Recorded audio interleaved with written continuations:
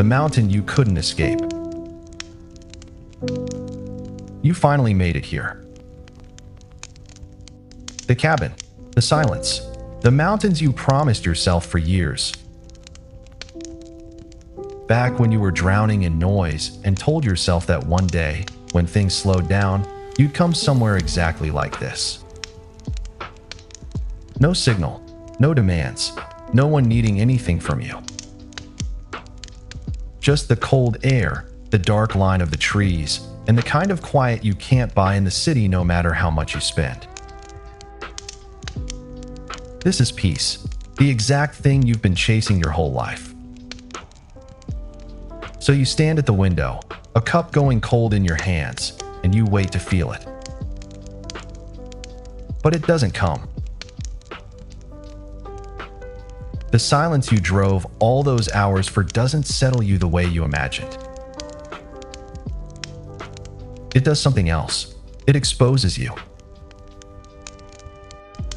With nothing left to distract you, no work, no scrolling, no one to perform for, a different feeling rises into the empty room. Not peace, something closer to dread, wearing peace's clothes.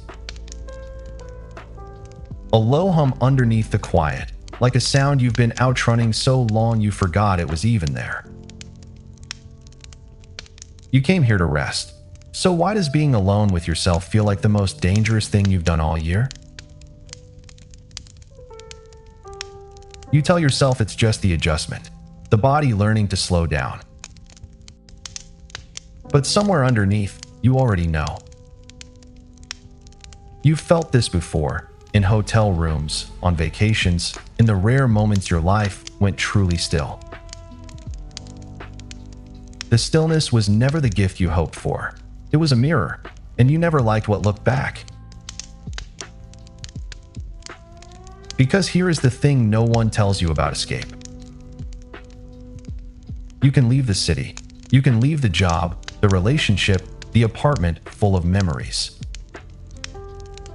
You can drive until the roads turn to gravel and the lights of other people disappear behind you. But you cannot leave the one thing you've actually been running from. It isn't the noise. It isn't the people. It isn't the life you built that somehow never felt like yours. The thing that makes silence unbearable is older than all of it. It followed you up the mountain. The way it has followed you everywhere. And tonight, in this cabin, with nothing left to drown it out, you're finally going to meet it. The paradox. Say the thing you're most ashamed of. There's someone you still miss. Not the polished version in your head, them. The one who lied. The one who made you small. The one who left you on the floor of your own life. Some part of you still aches for that person to walk back in. And then comes the shame. What is wrong with me? How can I miss someone who treated me like this? Am I broken? Listen carefully, because this is what changes everything. You are not weak. You are not broken. What you feel is chemistry, a documented pattern that forms when one person gives love and pain from the same hand. Researchers call it trauma bonding, a bond built not in spite of the harm, but partly because of it. When affection arrives unpredictably, warmth, then cold, then warmth again, the nervous system doesn't relax. It locks on. Your body didn't betray you. It did exactly what it was built to do. Hold tight to the source of both the wound and the relief, because they wore the same face. So the missing you feel is not proof that they were good for you. It's proof of how deep the hook went.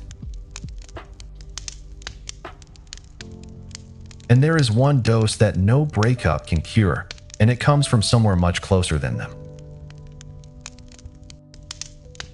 Somewhere you carried all the way up the mountain.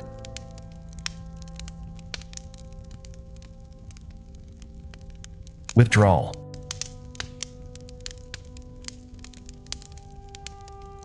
Imagine a machine that pays out every single time.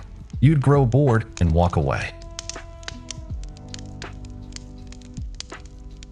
Now imagine one that pays out sometimes. You never know when. Mostly nothing, and then suddenly the lights, the relief. You'd stay for hours. You'd keep pulling long after it stopped making sense. This is one of the oldest findings in psychology. Unpredictable rewards produce the most relentless behavior of all. It's the principle behind every slot machine, and it's the principle behind the person you can't stop thinking about. They weren't cruel all the time. That's exactly the problem. There were the good moments, the apologies, the brief returns of the person you fell for. Random, unpredictable, just often enough to keep you pulling the lever. So when you walked away, you didn't just lose a relationship. You cut off a supply. The restlessness, the fixation, the urge, even here in the quiet of the mountain, to break your own silence. These are not signs you made the wrong choice. You are not in mourning. You are in withdrawal. And that distinction matters, because withdrawal ends. But there's a dose that won't end when the contact does, because that one was never really about them.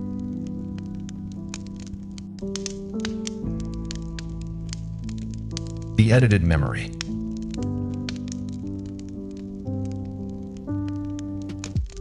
Late at night, here in the cabin, a memory surfaces. The way they laughed, the one time they really seemed to see you.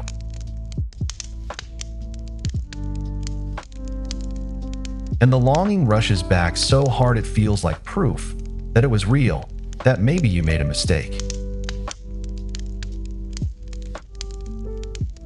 But that memory is not a recording. It's a reconstruction. Memory works like a story you retell, and every time you retell it, you quietly rewrite it. And longing has a heavy editorial hand.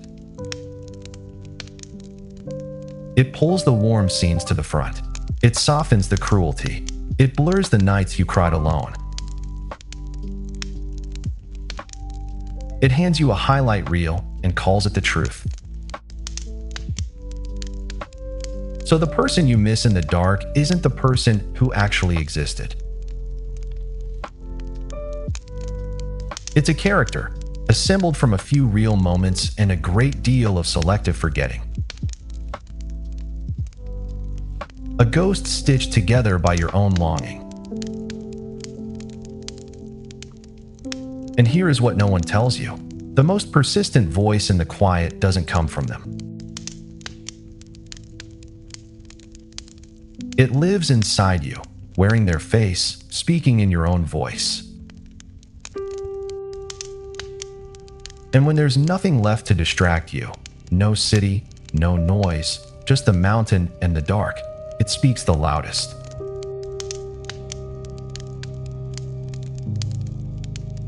The dread inside the quiet.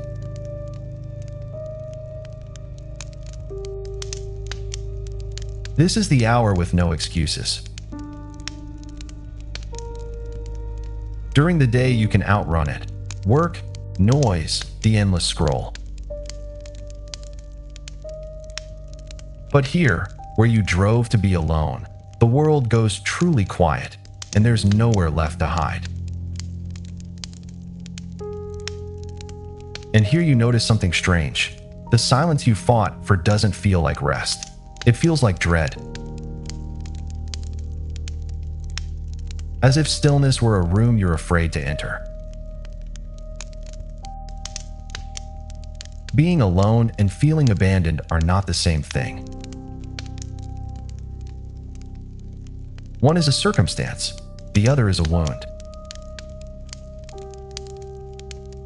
For a nervous system shaped early by absence, quiet doesn't register as safety. It registers as threat. Loneliness lights up the same regions of the brain as physical pain.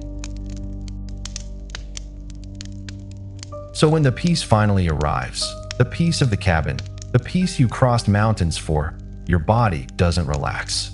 It braces.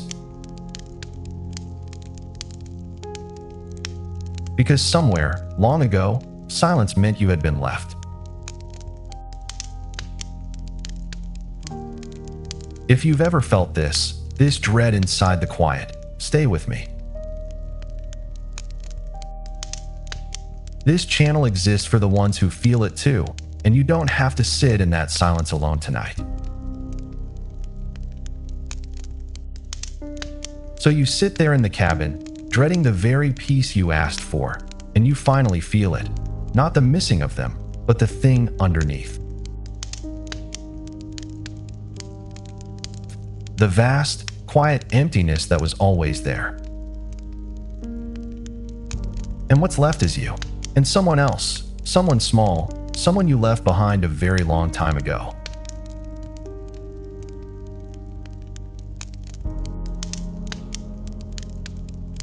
The child waiting to be called back.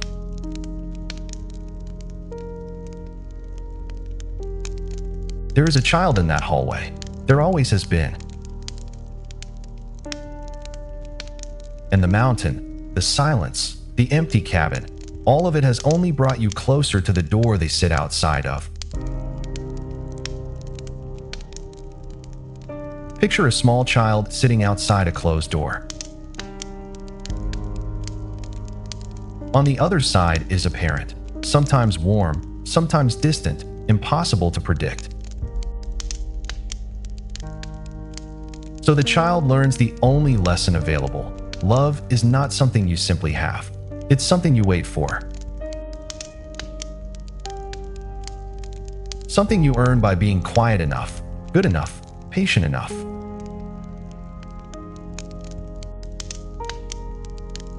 Psychologists who studied children with unpredictable caregivers saw this again and again.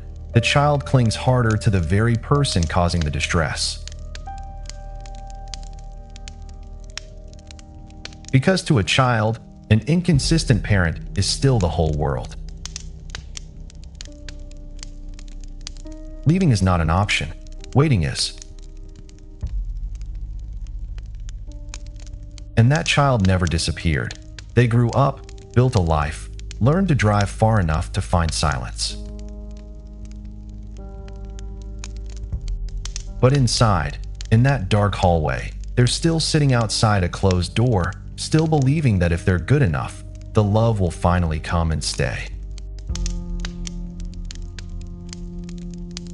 So when you chose a partner who gave warmth and cold from the same hand, you weren't choosing a stranger. You were choosing the door from your childhood. This is the answer to the question you've been afraid to ask. It is not you, the adult, who misses them. It is the child who still believes that if they wait quietly enough, this time they will finally be loved.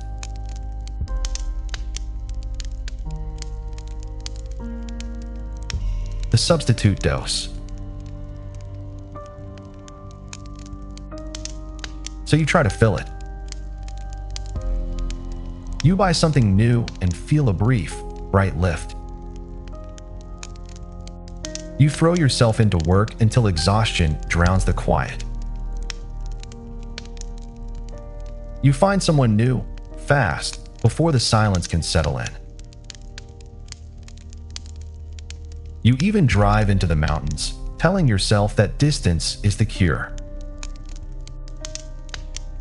Each one works, for a moment, and then the moment passes and you're back where you started. The new purchase becomes ordinary. The achievement loses its shine. The silence you traveled toward turns into the silence you're now afraid of. We adapt to everything, which means no single thing can fill the space for long. So we reach for the next dose, always one purchase, one win, one person, one escape away from feeling whole. But it never quite works. Because the whole doesn't have the shape of a thing you can buy, a goal you can hit, a place you can drive to, or even a person you can hold. It has the shape of something money and distance can never reach.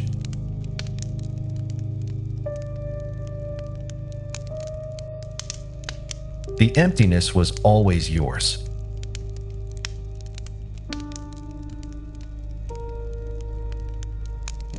There's a story you've been telling yourself. That you were fine before them, that they came along and broke something. It's a comforting story because it puts the wound outside of you. But look closer at the chaos of that relationship. The fights, the reconciliations, the endless analyzing of their moods. It consumed everything. The drama wasn't only the source of your pain, it was also the anesthetic. As long as you were drowning in their storm, you never had to sit alone with the quiet emptiness underneath. This is why the silence of the cabin feels unbearable now. It isn't that they took something away when they left. It's that they took the distraction away. The noise stopped. The mountain delivered exactly the stillness it promised, and the hole they'd been covering came into view. A hole that was there long before they arrived. They did not create the emptiness. They only made enough noise that you never had to look at it.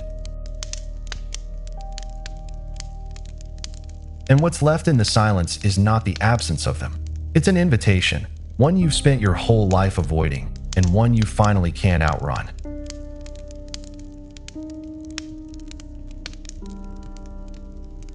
The silence as reunion.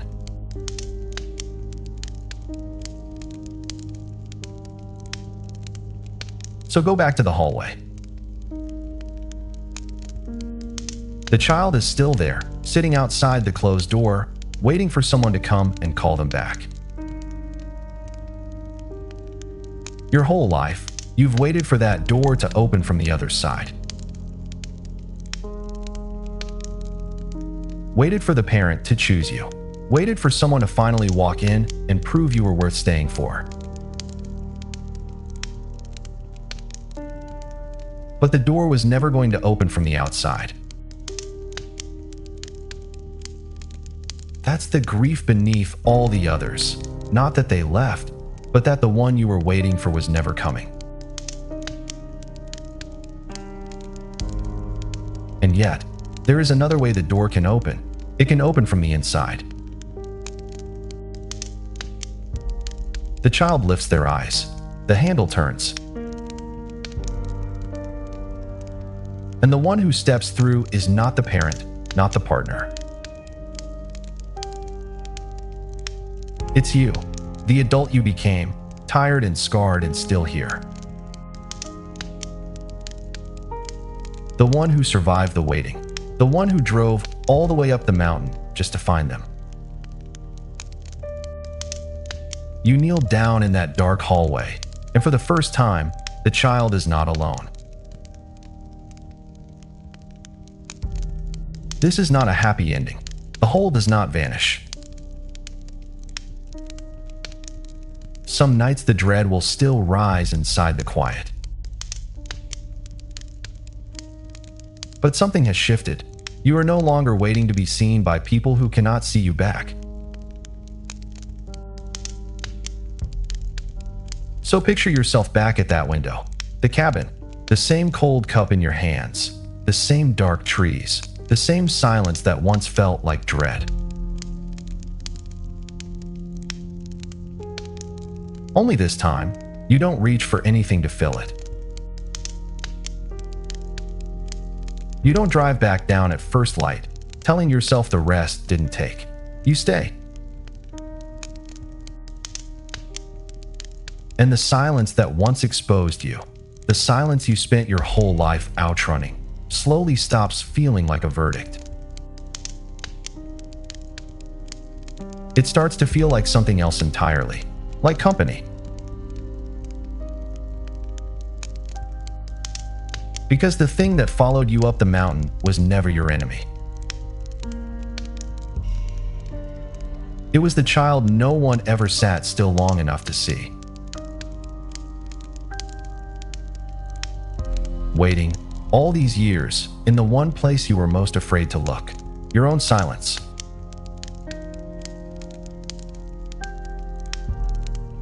If this hallway felt like yours, take a moment before you go. Subscribe and stay close, not to fix yourself, but so that the next time the silence comes, you'll remember you were the one you were waiting for all along. And the moment you finally stop running from it is the moment it stops being empty.